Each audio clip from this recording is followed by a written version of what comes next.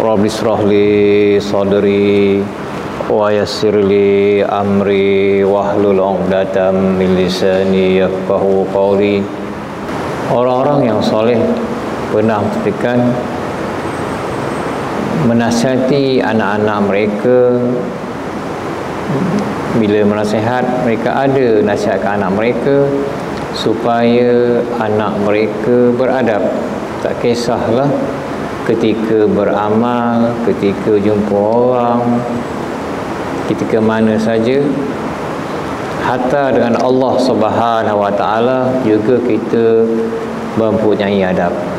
Adab juga dengan makhluk-makhluk Allah. Sebab itu kita bila mencela ataupun kita kritik ataupun komen kejadian Allah, hukumnya makruh. Jika kita kritik ataupun cela buatan manusia ataupun ciptaan manusia, buatan manusia, tak ada masalah. Dan biasalah manusia tidak sempurna. Tapi bila kita mencela ataupun kita komplain, kita kritik kejadian Allah, hukumnya makruh. Kita nampak contoh kan, kumbang kelapa atau kumbang, kita cakap apalah kumbang ni, rupa pun tak handsome, bau busuk, makruh. Walaupun binatang tu hukumnya najis ataupun haram kita makan, masihlah kita ada adab dengan dia. Babi, orang cakap babi, cakap khinzir, cakap itu, itu juga binatangnya tu, orang faham juga.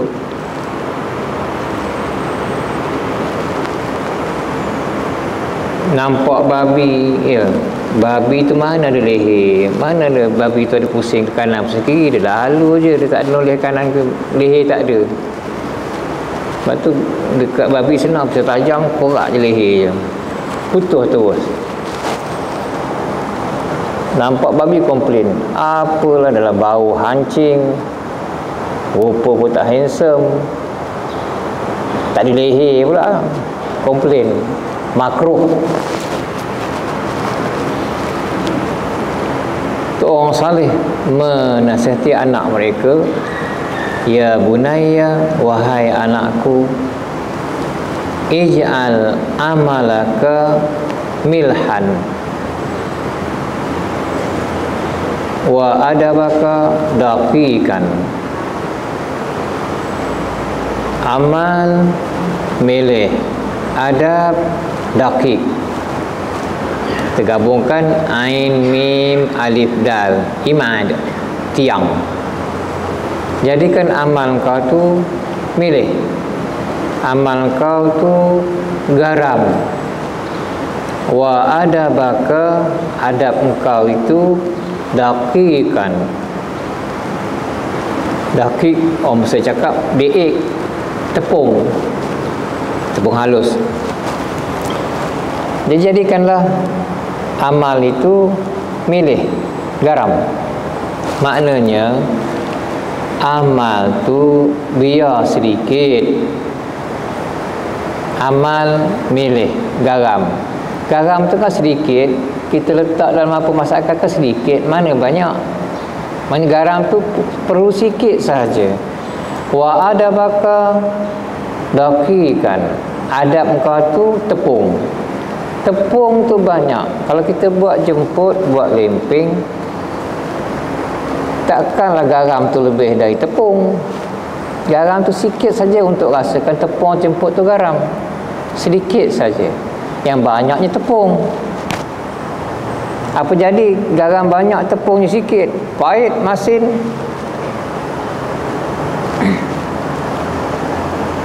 Jadi biar amal itu sedikit tetapi adab dia banyak.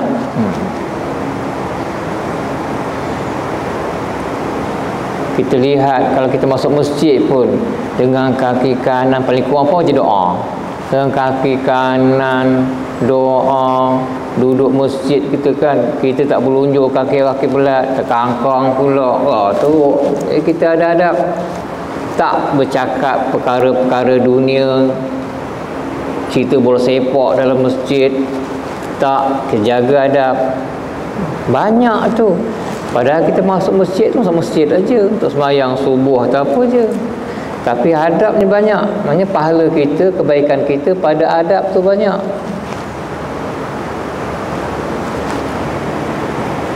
Nabi Nuh alaihissalam satu masa dia melihat anjing yang mati, maka dia benci. Tengok bau busuk apa gini.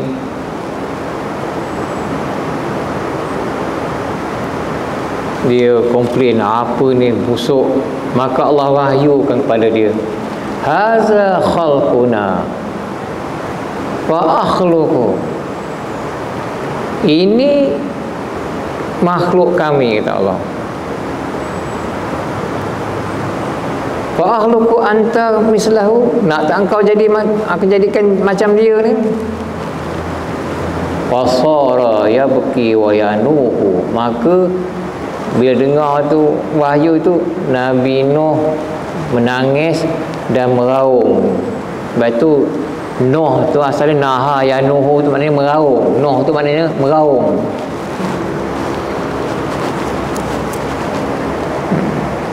Ada juga mengatakan ketika dia melihat anjing, yang mana anjing tu ada, dia melihat ra'a qalban lahu arba'u uyunin. Anjing tu ada 4 mata. Kita bayangkanlah, biasa kita lihat anjing tu 2 mata. Bila 4 mata, dah rupa dia teruk kan, menakutkan. Kita lihat, biasalah contohnya burung tu kan, biasa anjing burung tu ada 2 sayap. Bila kita lihat burung ada 4 sayap, kita rasa lain, pelik.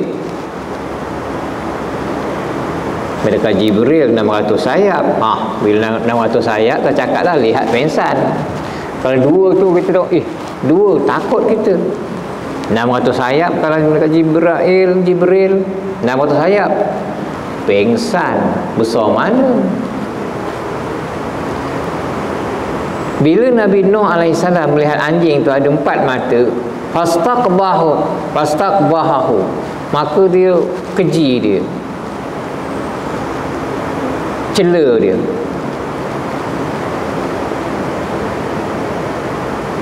Faqala, maka anjing cakap, ya Nuh, atu'aibu sun'ata, engkau aibkan satu kejadian ciptaan Allah, engkau aibkan.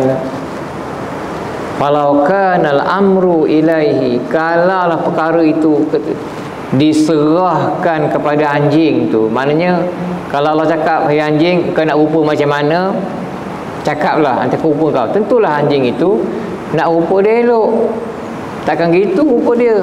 Tapi sebabkan itu adalah ketetapan Allah yang rupa anjing tu memang gitu. Bila kita lihat nak macam gitu, memang rupa anjing lah dekat kucing. Tapi kucing kita kenal, kecil sikit. Musang kita kenal,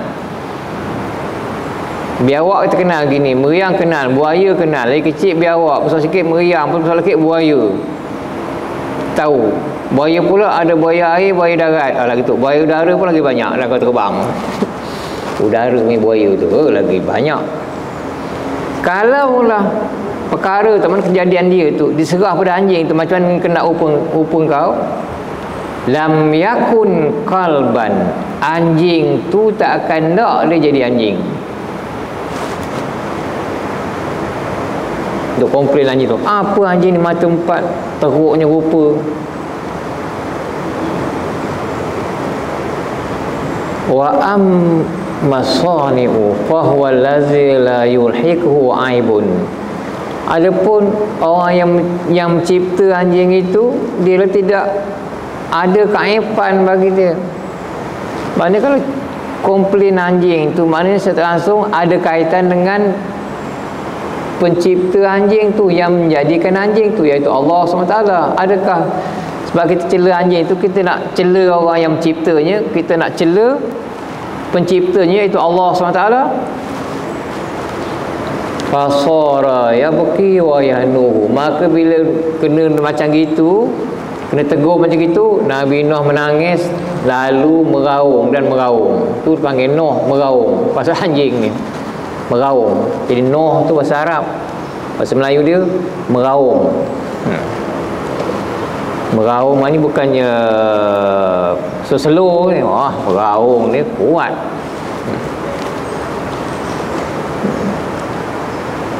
Begitu juga dia. Ra'a rajulun khanfusa, seorang lelaki dia melihat kumbang kelapa, maka dia pun cakap, ma aradallahu bi khalqiha la suratan hasanan wala ra'ihatan thayyibatan. Dia cakap, taklah Allah jadikan kejadian ni tak ada rupa yang baik, tak ada rupa, bau yang elok, macam mana ni? Maka lelaki itu Allah uji dengan penyakit bisul. Kena penyakit bisul. Tengok kumbang kelapa, komplain, apalah kumbang kelapa ni, rupa tak handsome, tak smart, tak lawa, bau busuk pula. Maka Allah uji dia, beri dia sakit bisul. Ahli-ahli perubatan ketika itu lemah, tak boleh buat apa, bisul tu. Fa hadara tabibun, datang seorang ahli perubatan, wa qala, maka dia cakap, datangkan aku kumbang kelapa. Bila orang bagi kumbang kelapa, dia bakar je kumbang kelapa tu. Wa ja'ala ramadaha, jadikan kumbang kelapa tu macam serbuk.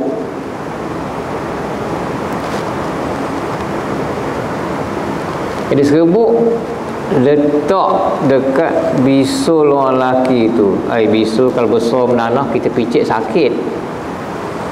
Kalau bisul, kalau sendiri picit memang tak baik lah. Kena orang lain picit baru baik. Kalau sendiri picit bisul tu tak akan baik punya. Pasal apa sakit, aduh, tu tak picit. Biar orang picit, keluar nanah kuning-kuning, hijau muda, lepas tu sampai keluar darah, baru baik bisul tu. Kalau sendiri picit, jangan harap lah. Macam kita kaki terkehel ke bengkak, sendiri picit, tak reti pula, sakit sakit tak? Orang lain picit, tahanlah kau. Masuk angin terkentut sakit, aduh, baik. Kalau sendiri picit, jangan harap lah. Maka bila disapu ramuan ataupun nabuk debu kumbang kelapa tu yang dibakar, baik sakit dia tu dengan izin Allah. Maka orang lelaki yang kena bisul tu dia cakap apa? Aradallahu ta'ala ay yu'arrifani, Allah nak beri aku, nak beritahu aku, kata dia, anna aqbahal hayawanat, sungguhnya seburuk-buruk, sekeji-keji haiwan, busuk bau, rupa buruk, itu a'azul adawiyati indi, semulia-mulia perubatan, pengubat di sisi aku. Yang kau kata haiwan itu, rupanya itu juga yang tolong kau, itu juga yang muliakan kau. Kena bisul. Bisul biasa dekat bontot, tempat yang lembut-lembut tu, dia pilih kat situ pula. Tu maknanya orang lelaki tu sedar, ditegur oleh Allah SWT, kau komplain kejadian aku, yaudah itu juga yang baikkan kau sakit, jadi ubat. Sebab itu tuan-tuan, bila dengan apa juga makhluk Allah, kita kena beradab. Macam kita kan marah orang tu gini, alih orang tu nolong kita, kan malu kita. Kan macam ni kumbang ni okey lagi, Kita tak malu pasal apa. Takkan nak cakap dah kumbang dah, terima kasih dah kumbang, dah kena bakar dah. Kadang manusia macam perempuan kan, marah lelaki tu nyudahan jadi suami dia, apa cakap? Marah ni nyudahnya dia kerja apa jadi bos dia, kan susah. Tak terberadab. Maknanya kita ada tawaduk, rendah diri dengan makhluk-makhluk Allah walaupun hayawan. Ketika Nabi Musa AS melawan tukang sihir Fir'aun, tukang sihir Fir'aun dia ramai.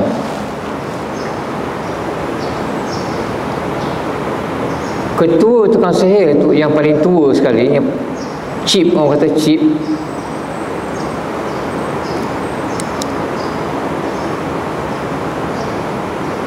dia kata, aku seolah merasakan bahawa Musa akan menang. Ketika Nabi Musa, Nabi Harun, Musa akan menang.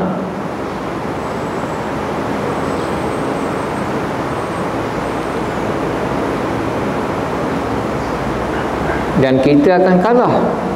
Dia cakap, wa akhafu an yakunal amru samawiyan, kata ketua tukang sihir tu. Aku takut perkara ni perkara langit, mana daripada Allah SWT, pada Tuhan. Jadi macam mana dia cakap cadang pada semua ahli sihir, kata dia, fahtarimuhu, maka naklah kamu muliakan Nabi Musa, wa'azimuhu, agungkan dia. Fa'in ghalabnahu, kalau kita menang, kata dia, fala yadurruna, tidak akan memudaratkan kita. Mana tak malu, tak apalah kalau kita menang. Wa in ghulibna, kalau kita dikalahkan, fa nakunu qad qadimna lisulh, maka kita telah memulakan dengan yang elok. Mana tak adalah angkuh, tak ada apa. Mana kita muliakan dia, kita agungkan dia. Ya, ni adab dalam permainan. Kalau kita rasa rasa kalah tu, maka mula-mula kita muliakan lawan kita tu. Mana tak ada kita nak angkuh, tak apa. Kalau kita nak lawan, kau okey, aku tengok Allah, aku ni alah, tak tahulah macam mana, serah je lah. Kau okey, orang kau ni main okey, semua latihan banyak, aku ni ginilah. Maknanya kita dah kenal diri, rasa tawaduk. Kalah tak malu. Pasal apa? Kita telah takdimkan, kita telah mulakan dengan adab. Tak ada rasa rendah diri. Ini belum menang lagi, belum lawan lagi, misi kita menang punya, jangan takut kena. Kalah malu, mana letak muka, tak beradab, tak ada rasa rendah diri.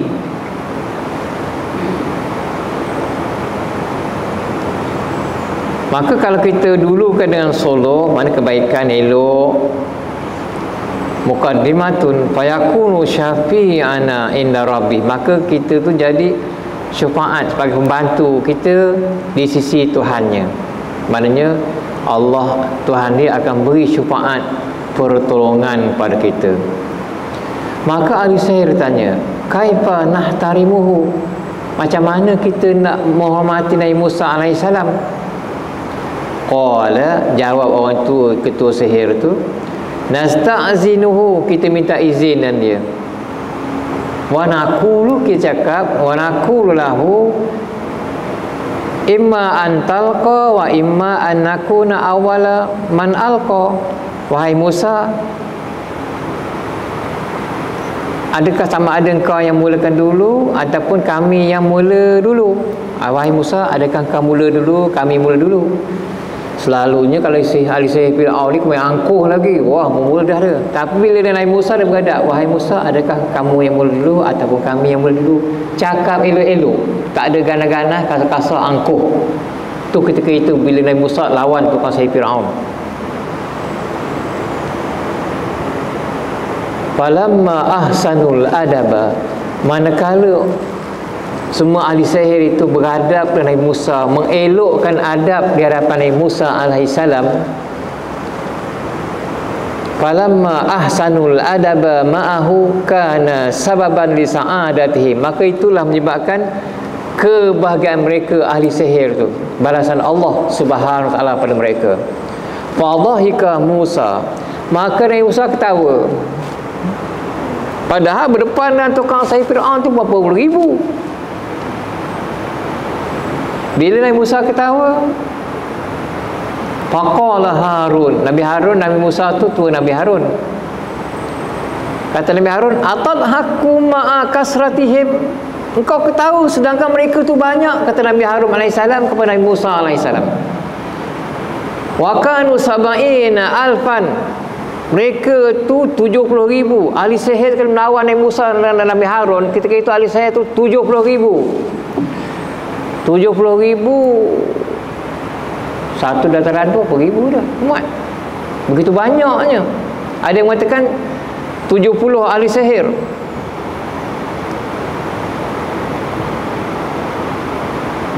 Waqala, maka jawab Nabi Musa alaihissalam, samamtu fihim raihatal iman. Kata Nabi Musa, wahai Harun, aku telah tercium bau keimanan pada mereka. Dalam Quran ada cerita, falamma qalu ya Musa ama antalqa wa ama an nakuna awalaman allati sami'a qailan yaqulu alqu ya ahbaballah. Bila dia minta izin gitu, maka Nabi Musa cakap, silalah mulakan dulu wahai orang-orang yang dikasihi oleh Allah Subhanahu wa taala. Kata Nabi Musa alaihissalam. Nabi Musa dah tercium bau keimanan pada ahli sihir itu.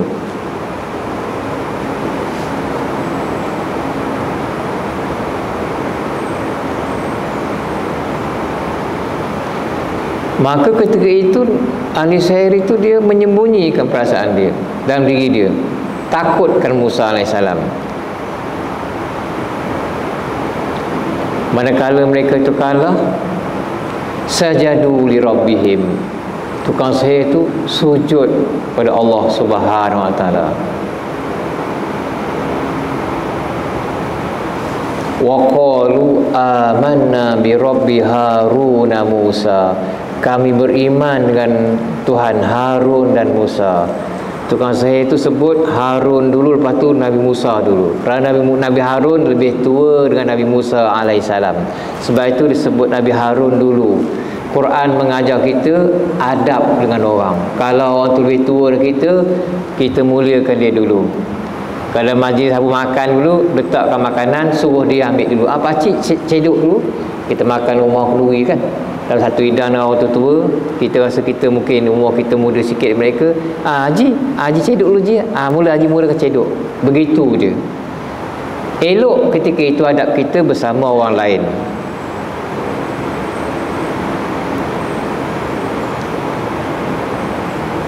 Bila dia cakap amanna bi rabbi Harun wa Musa, kami beriman dengan Tuhan Harun dan Musa, fara'au fi sujudihim manazilahum fil jannah.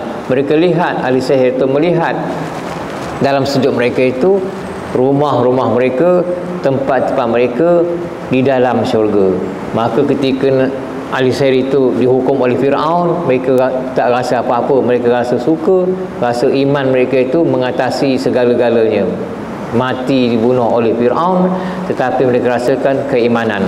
Begitulah bila tuan-tuan lihat daripada sedikit saja tu beradab Nabi Musa AS dengan Nabi SAW, beradab dengan Allah Ta'ala, balasan Allah tu sedikit saja dengan syurga Allah yang luas.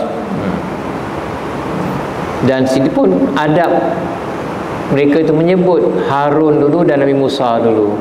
Allah ajar adab bahawa orang tua itu didahulukan. Itu. Dan juga tadi kita ambil dengan makhluk-makhluk Allah, kita ada adab walaupun haiwan.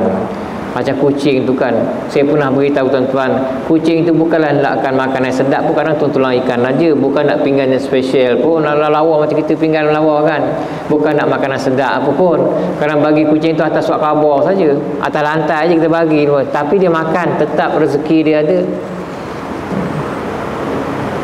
Kucing tu memang kita, memang yalah kita sayang, walaupun gitu beradab dengan kucing, beri makan beri betul, kita beri nama, jangan kita sepak-sepak dia walaupun dia menyelongkar apa tu, kita tak tutup makanan terus haji, tidak, tetap je kita adab, kita tutup dan kita beri kucing makan, waktu kita makan kucing pun makan, kan tak ada rugi, dia juga makhluk Allah, kita beri kucing tu makan je ada kebaikan, ada pahala dia kerana beri haiwan makanan, begitulah. Ini masa aku tutup dah. Habis air sekali Abu Yazid Al-Bastami, dia apa ni, dia disebabkan bagi dia tu ada satu orang abid ahli ibadat, maka dia nak ziarah ahli ibadat tu, nak ziarah. Maka tiba Abu Yazid Al-Bastami melihat ahli ibadat tu meludah ke arah kiblat. Ludah tapi arah kiblat. Mana kalau macam di luar tu kan kita tahu kiblat sana, dilihat ahli ibadat tu meludah, tapi meludah kiblat. Kita meludah jangan kiblat, jangan ke kanan, adab dia meludah pun ada adab. Meludah jangan ke kanan, jangan di hadapan, apatah lagi ada kiblat. Meludah ke kiri bawah. Jadi Abu Yazid Al-Bastami ini bila dia melihat orang ahli ibadat itu meludah kiblat, terus dia tak ziarah dia. Kerana orang ahli ibadat ni tidak ada adab ataupun tidak beradab. Begitulah orang melihat adab kita bercakap, adab kita bergaul dengan orang, walaupun kita bergaul dengan kanak-kanak, kita ada adab. Walaupun kita jawatan kita tinggi, pangkat tinggi, dengan orang bawah kita ada adab. Kerana kita sebab tinggi tu yang bantunya orang bawah, tak boleh kita angkuh.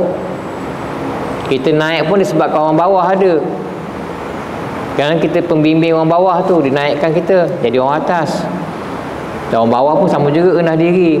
Dia di bawah tu kerana dengan pentadbiran orang atas, juga ada rendah diri, tidak angkuh.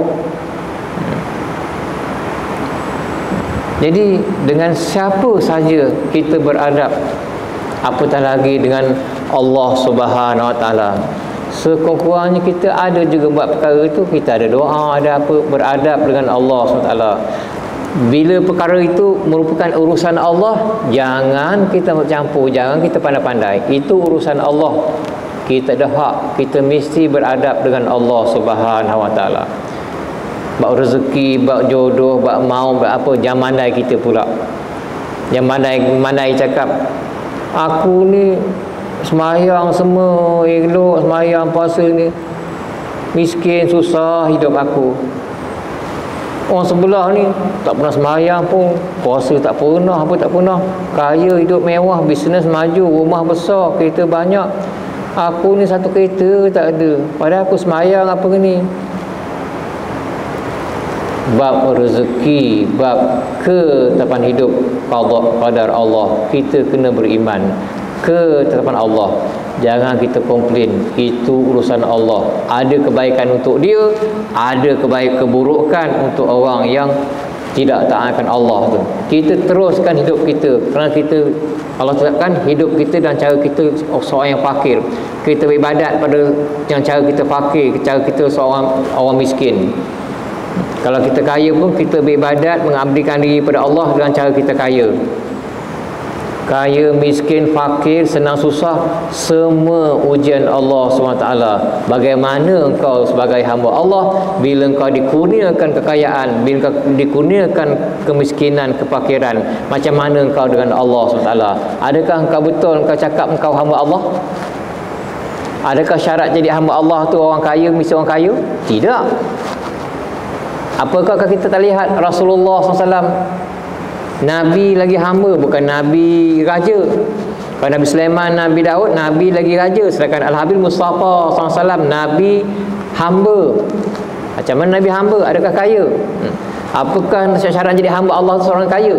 Ya, kita tahu jawapan dia. Tentulah tidak. Bagaimana adab kita dengan Allah SWT? Itu yang kita lihat. Wallahu subhanahu wa ta'ala a'lam.